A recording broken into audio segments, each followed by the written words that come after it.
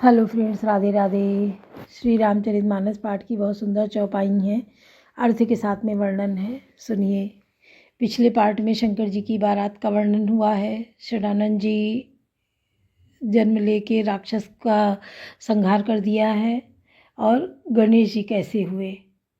तो इसकी एक कहानी है कि शंकर जी कहीं गए हुए थे बाहर। माँ पार्वती स्नान कर रही थी, तो उसके पहले इन्होंने अपने शरीर में उपटन लगाया। तो जब उपटन लगाया तो जो आटा और तेल डाल के उससे उपटन बनता है, उससे इन्होंने उपटन बनाया और अपने पूरे शरीर में उपटन लगाया। तो जो उपटन की बट बन बन के छूटती हैं, उनको इन्होंने एक आकार दे दिया, एक ही में मिलाया सबको मसल के, और एक पुतले का रूप दे दिया। और कहा कि अगर मतलब शक्ति है, हम लोग सच्चे हैं, तो ये एक बालक का रूप ले ले।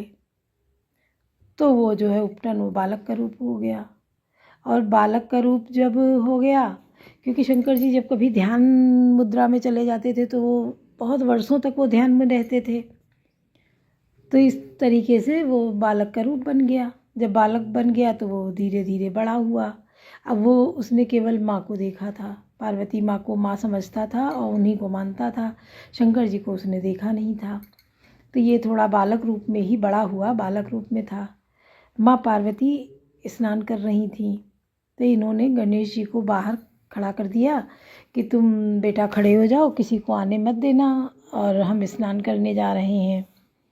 तो ये अपना खड़े हो गए, और थे तो बहुत खाते पीते थे, लाड़ प्यार में इतना ज़्यादा कि पेट निकला हुआ, बिल्कुल गोलू मोटू से थे ये गणेश जी, बहुत सुंदर से लगते थे। तो शंकर जी का ध्यान छूटा और वो अपना घूमते हुए आए और जा रहे थे अंदर। तो गणेश जी ने इनको रोक दिया कि आपको अंदर नहीं जाना है, आप कौन हैं। तो ये अपना परिचय देते हैं कि मैं शंकर हूँ और मुझे जाना है, ये सब। पर गणेश जी एक भी नहीं सुने, क्योंकि वो माता के बहुत आज्ञाकारी पुत्र थे और माता को ही वो जानते भी थे। तो माता को बहुत मानते थे कि माता ने कहा है तो वही होगा, उसके अलावा कुछ भी नहीं होगा। और वो किसी की सुनते भी नहीं थे। गणेश जी किसी की नहीं सुनी। लाख शंकर जी कहते रहे, वो नहीं माने गणेश जी। शंकर जी समझाने की कोशिश किए, नहीं समझे। शंकर जी गुस्सा हो गए। गुस्से में अपना त्रिशूल चलाया और गणेश जी का जो था वो सिर कट गया। वो सिर कट गया। अब इसकी कहानी भी और दूसरी लंबी है कि वो किसको जाके लगा, उसको भी वरदान ही था, जो इनका सिर कटा और उसके जाके जुड़ गया। तो अब गणेश जी जो है बिना सिर के हो गए, चीखने लगे। तो पार्वती माँ नहा चुकी थी, दौड़ के बाहर आईं। जब उन्होंने देखा तो वो रोने लगी, विलाप करने लगी। और शंकर जी को देखा तो ये आपने क्या किया। तो ये कौन है, अरे ये पुत्र है मेरा, आपने ये क्या कर दिया, ये मेरा पुत्र है, ऐसे करके रोने लगी। तो शंकर जी समझ में कुछ नहीं आया ये क्या है।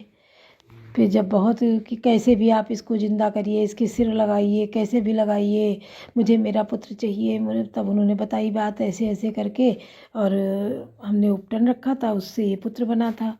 ये मेरा पुत्र है और इसको आप सिर लगाइए इसके, और कैसे भी इसको आप बनाइए, पूरा करिए, संपूर्ण रूप दीजिए बच्चे को। ऐसे रोने लगी। तो शंकर जी ने सोचा अब क्या करें। तभी कहते हैं जब बच्चा छोटा हो तो माँ को पीठ करके नहीं लेटना चाहिए, बच्चे की तरफ, मुंह की तरफ मुंह करके ही लेटना चाहिए। अगर करवट लेनी है तो बच्चे को भी अपने उधर लेटा लो घुमा के। तो शंकर जी ने कहा अब क्या करें। फिर उन्होंने दिमाग लगाया और अपने गणों को आदेश दिया कि ऐसा है, जाओ तुम लोग और देखो जाके जो माँ पीठ किए लेटी हो उसके बच्चे का सिर ले आओ, काट के वही लगा दिया जाएगा। तो ये गण गए इधर उधर, सब देखे, कहीं कोई नहीं दिखा। हाथी मिला इनको। तो इन्होंने हाथी को देखा कि वो पीठ की तरफ बच्चा है छोटा, तो इन्होंने उसी का सिर काट लिया और ला के लगा दिया। आज की सर्जरी होती है कि यहाँ का वहाँ काट के लगा दिया, वहाँ का वहाँ जोड़ दिया, प्लास्टिक सर्जरी होती है। और सोचो तब ये गणेश जी के साथ हुआ था कि उनका सिर काट के उनके लगाया गया, उनका उनके लग गया। तो हाथी का सिर गणेश जी के तभी से लग गया है। तो माँ पार्वती जी को और रोने लगी कि अब तो ये हाथी का सिर लगा दिया, इनको कौन मानेगा। सब सुंदर सुंदर वेश वाले हैं, चेहरे वाले हैं, सब उनको मानेंगे, हमारे बच्चे को कौन मानेगा कि शरीर छोटा है, हाथ चेहरा बड़ा है, हाथी का सूंड है उसमें, कौन इनकी पूजा करेगा, कौन मानेगा। तो शंकर जी ने कहा कि इनको प्रथम पूज्य कर देंगे। लेकिन वो कैसे, क्योंकि अगला नहीं तैयार होगा कि इनकी पहले हो जाए, अगला सह ले, चाहे वो भाई हो चाहे जो हो। कार्तिकेय जी थे बड़े, लेकिन ये बर्दाश्त नहीं उनको हुआ कि कौन बड़ा कौन छोटा माना जाएगा। तो शंकर जी ने कहा जो धरती की परिक्रमा पहले करके आ जाएगा वो बड़ा होगा, प्रथम पूज्य होगा, उसकी पूजा पहले होगी। जो पूरे ब्रह्मांड की परिक्रमा कर लेगा वो प्रथम पूज्य होगा। अब इनका वाहन भी चूहा और ये शरीर से भारी वाहन चूहा, कितना तेज चलेगा तो भी नहीं चल पाएगा। और कार्तिकेय जी का वाहन मोर। तो जैसे इतना सुना वैसे कार्तिकेय जी बैठे मोर पे उड़ चले, उनका मोर चल दिया, उड़ के वो ब्रह्मांड की परिक्रमा करने लगे। और गणेश जी सोचते रहे कि मैं क्या करूं, इनको भी लगा कि मेरा शरीर भारी और वाहन मेरा चूहा है, चूहा कितना तेज दौड़ेगा। ये बुद्धिमान बहुत थे, इन्होंने बुद्धि लगा दी। इन्होंने माता पिता को ही अपना ब्रह्मांड समझा और बिठाया, माता पिता बैठे ही थे, बैठे चूहा पे, और इन्होंने अपने माता पिता का चक्कर लगा लिया, पूरा किया, चारों तरफ उनके घूम लिया और घूम के आ गए, प्रणाम किया माँ के चरणों में, पिता के चरणों में। कार्तिकेय जी बहुत बाद में आए। तो ये हुआ किसने कर लिया, तो गणेश जी ने पहले किया परिक्रमा पूरी। अब कार्तिकेय जी मानने को नहीं तैयार कि ये कैसे हो सकता है, ये कैसे पहले परिक्रमा करेंगे, परिक्रमा मैंने पहले पूरी की है। तो जब माता पिता से पूछा गया तो इन्होंने गणेश जी का नाम दिया कि माता पिता ही बच्चे के लिए पूरा ब्रह्मांड होता है, पूरी दुनिया होती है। तो गणेश जी ने बुद्धि लगाई, इन्होंने परिक्रमा पूरी कर ली। तभी से ये प्रथम पूज्य हो गए हैं। गणपति देवा, देवों में देव गणेश जी हो गए हैं, इनकी पहले पूजा होने लगी है। प्रथम पूज्य गणराज गजानन, कर दो मेरी सहाय। तो हर कोई भी पूजा हो पहले गणेश जी की पूजा होती है। गणेश जी की फ़ोटो नहीं होती है तो उनके नाम पे उनका कलश स्थापित किया जाता है, उस पे गणेश जी की पूजा करी जाती है। गौरी गणेश की पूजा करके ही कोई भी पूजा प्रारंभ होती है। कथा, भागवत, रामायण, गीता कुछ भी हो, गणेश जी पहले पूजे जाते हैं।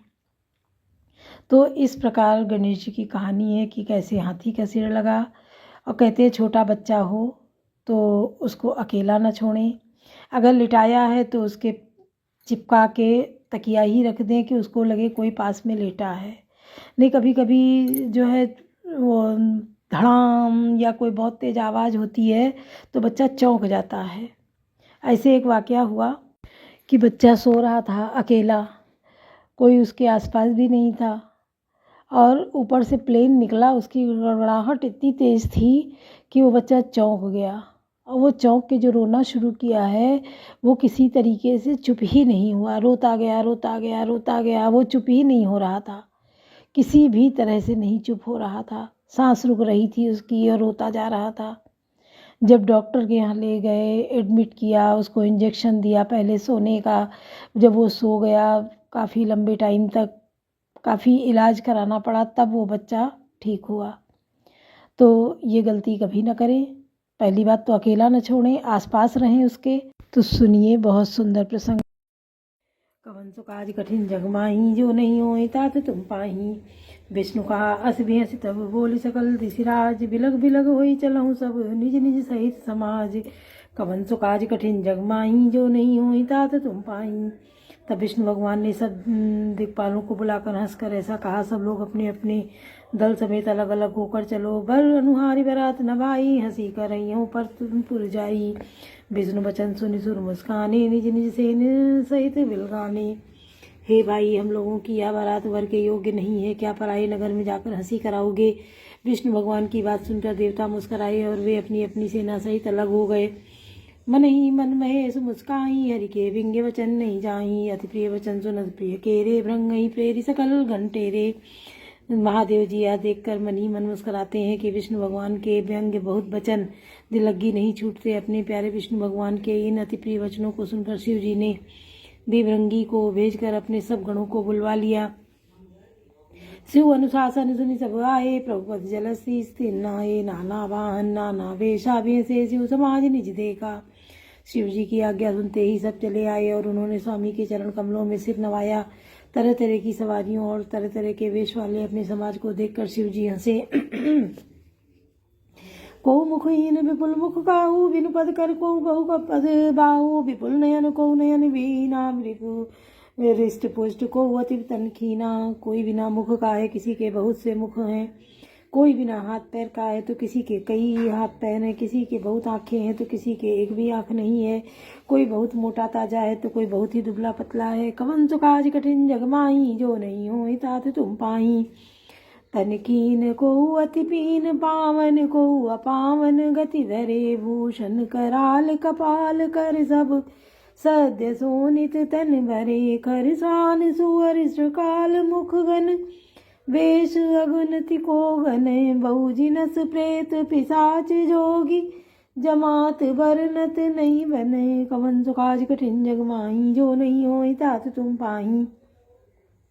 कोई बहुत दुबला, कोई बहुत मोटा, कोई पवित्र और कोई अपवित्र वेश धारण किए हुए है। भयंकर गहने पहने, हाथ में कपाल लिए हैं और सबके सब शरीर में ताजा खून लपेटे हुए हैं। गधे, कुत्ते, सुअर और सियार के से उनके मुख हैं। हे भगवान, गणों के अनगिनत वेशों को कौन गिने। बहुत प्रकार के प्रेत, पिशाच और योगिनियों की जमाते हैं, उनका वर्णन करते नहीं बनता। हे प्रभु, नाचई गावई गीत, परम तरंगी भूत सब। देखत अति विपरीत, बोलई वचन विचित्र विधि। कवन सो काज कठिन जग माही, जो नहीं होई तात तुम पाई। भूत प्रेत नाचते और गाते हैं, वे सब बड़े मौजी हैं। देखने में बहुत ही बेढंगे जान पड़ते हैं और बड़े ही विचित्र ढंग से बोलते हैं। जस दूल्हा तस बनी बराता, कौतुक विविध होई मग जाता। यहाँ हिमांचल रचे बिताना, अति विचित्र नहीं जाई बखाना। जैसा दूल्हा है अब वैसी ही बारात बन गई है। मार्ग में चलते हुए भांति भांति के कौतुक तमाशे होते जाते हैं। इधर हिमांचल ने ऐसा विचित्र मंडप बनाया कि जिसका वर्णन नहीं हो सकता है। सैल सकल जहाँ लगी जग माही, लघु विशाल नहीं बरन विसराही। बन सागर सब नदी तलावा, हिमगिरि सब कौने मत पटावा। जगत में जितने बड़े छोटे पर्वत थे जिनका वर्णन करके पार नहीं मिलता था, तथा जितने वन, समुद्र और नदियां और तालाब थे, हिमाचल ने सबको न्योता भेजा। काम रूप सुंदर तनधारी, सहित समाज सहित बर नारी। गए सकल तुही ना चल गे, आगा वही मंगल सहित सनेहा। वे सब अपने इच्छा अनुसार रूप धारण करने वाले सुंदर शरीर धारण कर सुंदर स्त्रियों और समाजों के साथ हिमांचल के घर गए। सभी स्नेह सहित मंगल गीत गाते हैं। प्रथमई गिरि बहु ग्रह समराए, जथा जोग ता सब छाए। पुर शोभा अवलोक सुहाई, लागई लघु विरंच निपुनाई। हिमांचल ने पहले ही से ही बहुत से घर सजवा रखे थे। यथा योग्य उन्होंने स्थानों में सब लोग उतर गए। नगर की सुंदर शोभा देखकर ब्रह्मा की रचना चातुरी भी तुच्छ लगती थी। कवन सो काज कठिन जग माही, जो नहीं होई तात तुम पाही। लघु लाग विधि की निपुणता, अवलोकी पुर शोभा सही। बन बाग कूप तड़ाग सरिता, सुभग सब सक को कही। मंगल विपुल तोरण पताका, केतु ग्रह ग्रह सोहई। बनिता पुरुष सुंदर चतुर, छवि देखी मुनि मन मोहई। कवन सो काज कठिन जग माही, जो नहीं होई तात तुम पाई।